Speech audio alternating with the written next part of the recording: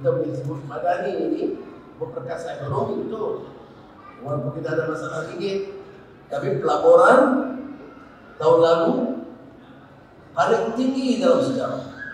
Jadi kadang-kadang orang lupa, bila jadi isu politik ini dan pernah hitam.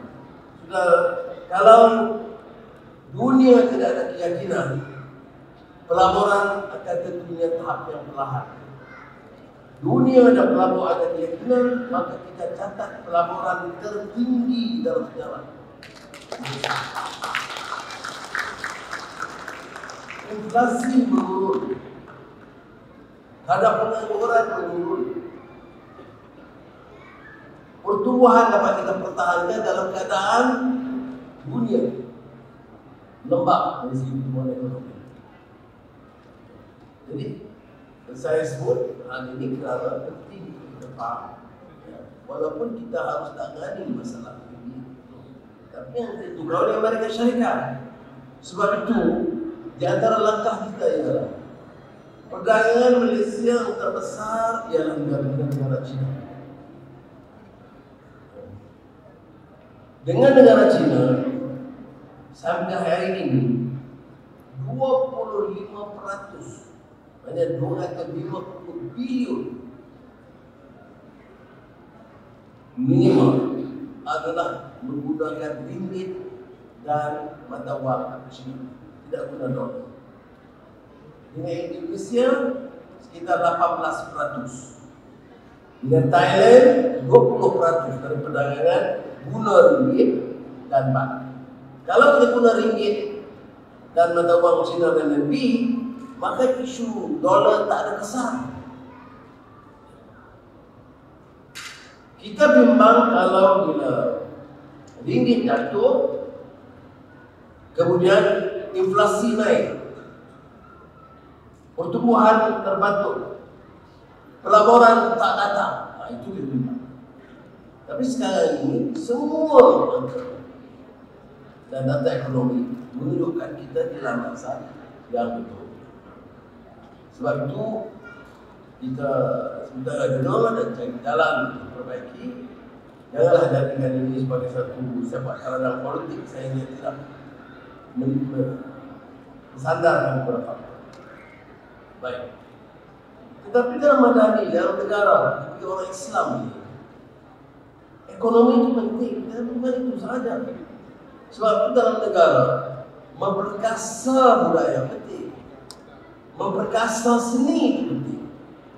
Dan dalam Madani ini nilai dan akhlak diterapkan. Apa arti pembangunan? Mencakar langit, rakyat di bawah tertekan tidak dipedulikan. Apa arti kilang-kilang dan gedung-gedung hebat, tetapi pekerja di dalamnya itu ditekan dengan gaji yang sangat rendah. Ini yang pernah disebut Pak Rahmat oleh Bapak Muhammad Maksir. Jangan sambil kita membangun, kita robohkan. Yang kita bangunkan itu gedung besar-besar. Yang kita bangunkan itu industri hebat.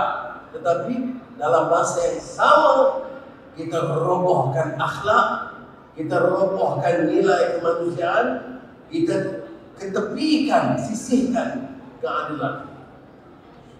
Gedung dan syarikat untungnya berbilion ringgit, pekerja gaji terlalu rendah, sukar untuk makan dan untuk menjaga keluarga. Gedung hebat, pendapatan tinggi, tetapi akhlak pekerja itu kian meleset. Ini yang disebut jangan sambil membangun kita merobohkan.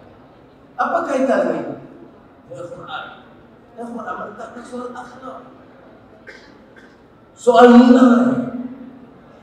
Kalau tidak ada akhlak dan nilai, maka pertimbangannya hanya gedung. Tapi kita berbeda. Kita tidak ikut teori-teori ekonomi barat. Kita masih tekankan apa yang disebut values, ethics, morality in development. Jadi saya harap kita cuba hayati ini. Jadi bukan hal yang mudah dari soal nilai. Oh, kita dia tak nak nilai, dia nak wang. Dia nak cakap soal moral dan akhlak, dia nak gaji saya. Salah. Kita kena imbang. Kalau kita rujuk Nabi Muhammad SAW dan juga bicara soal Quran, tidak boleh ditutupi soal akhlak. Wa innaka la'ala khuluqin azim. Itu yang kita tekankan.